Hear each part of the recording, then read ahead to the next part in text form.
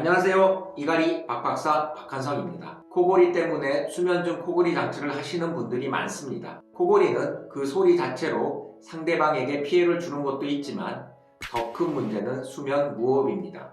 코골이 장치의 원리는 아래턱을 앞으로 위치시켜서 기도를 넓혀줍니다. 기도가 넓어지면서 공기 흐름이 원활해지니 코골이 소리가 감소하고 수면 무호흡을 예방하는 효과가 있습니다. 하지만 이렇게 아래턱을 앞으로 위치시키는 코골이 장치에는 치명적인 단점이 있습니다. 아래턱을 앞으로 해서 코골이 장치를 물고 있으니 이갈이를 제대로 할 수가 없습니다.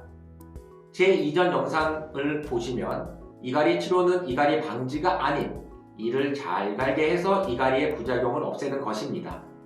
그런데 코골이 장치를 사용하시는 분들 중에 근육에 과부하가 걸려서 어깨, 목, 통증이나 두통을 호소하시는 분들이 의외로 많습니다.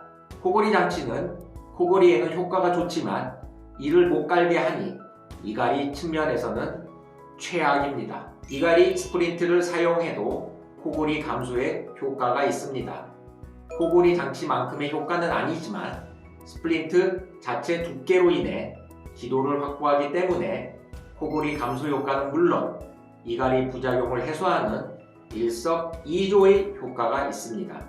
이갈이를 하는 사람에게 코골이 장치는 득보다 실이 많습니다. 이갈이를 하지 않는 사람은 거의 없습니다. 소리가 나지 않아서 모를 뿐입니다. 그럼 오늘의 세 줄 요약. 첫째, 코골이 장치는 이갈이 부작용을 심하게 한다. 둘째, 이갈이 스플린트는 코골이 치료 효과도 있어 일석이조다. 셋째, 이를 안 가는 사람은 없다. 다만 소리가 나지 않아 모를 뿐이다. 좋아요와 구독은 제게 큰 힘이 됩니다. 안녕.